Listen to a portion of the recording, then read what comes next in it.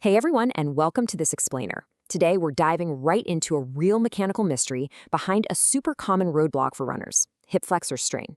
If you've been dealing with that nagging ache in the front of your hip every single time you lace up your shoes, well, you're absolutely in the right place. We're going to look at the actual science behind why this happens, and more importantly, how you can use targeted movements to literally fix the root cause. Here is what we're covering today. First, the root of hip pain. Then, the desk chair effect, followed by 3 essential fixes, and finally, a smart return to running. Let's jump in. Section 1. The root of hip pain. This symptom. Okay, picture this. You're out for a run, and every time you drive your knee forward, or maybe later when you're just walking up the stairs, you feel this sharp ache right in the front of your hip. It's incredibly frustrating, right? Now, it's super natural to just blame your running shoes or maybe your stride, but what if I told you the true villain might actually be what you're sitting in right now? Yeah, your comfortable, innocent-looking desk chair might literally be ruining your run. Clinically speaking, this anterior hip pain is what we call a hip flexor strain. Essentially, what you're feeling is a structural breakdown, specifically tiny micro tearing in the tissues of the front of your hip joint. Your hip flexors have basically become this totally overworked engine during your run. But to really solve this case, we have to look behind the symptom to find the breakdown in your body mechanics that's actually causing it in the first place. Moving on to Section 2, the desk chair effect, lower crossed syndrome. To understand this trap we fall into, we need to look at a pretty fascinating neurological concept called reciprocal inhibition. In plain English, this is just what happens when tight muscles on one side of a joint force the opposing muscles on the other side to basically shut down or just fall asleep. Think of it like a giant game of tug of war where one side pulls so intensely that the other side just drops the rope and gives up completely. And this perfectly illustrates what happens to us when we sit at a desk for 8 hours a day.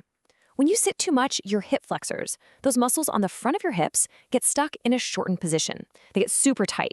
And because of that reciprocal inhibition we just talked about, these tight hip flexors neurologically signal your glute muscles, the really powerful muscles on the back of your hips, to just turn off. So you end up with these tight, overworked hip flexors on the front and lazy, sleeping glutes on the back. So here's where the real crime happens. Think about when you transition from that office chair out to the pavement. Running is supposed to be powered by your glutes pushing your leg backward.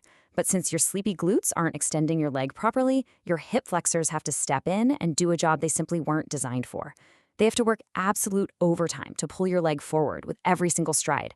And that constant overworking, that is exactly what leads to the micro-trauma and that sharp pain you're feeling. Section 3, 3 essential fixes, the antidote. Okay, so how do we fix it? We're going to use 3 targeted, evidence-based exercises. Together, they're going to do 2 crucial things: wake up those sleeping glutes and rebuild your injured hip flexors. Let's break them down one by one. For our very first fix, we're starting with the supine heel slide. Now, this acts as a perfect regression exercise, which just means it's a super safe starting point.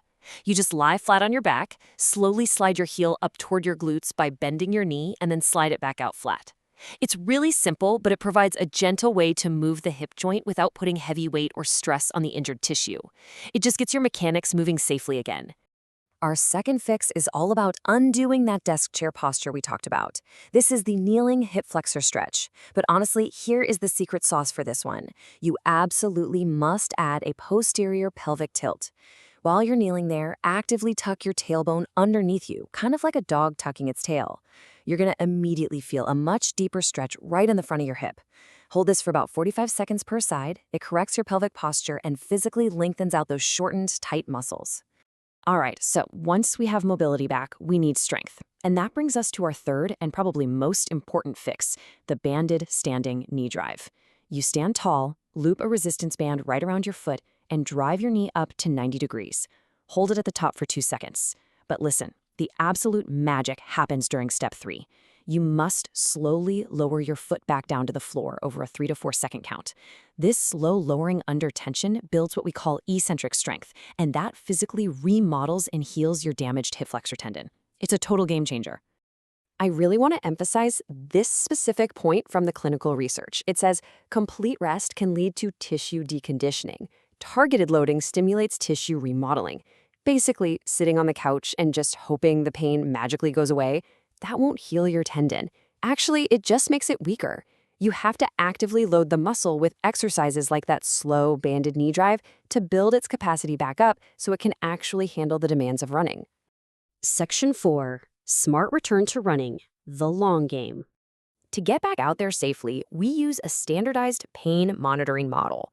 Now, a lot of runners think they have to be 100% pain-free to exercise, but the science actually says otherwise.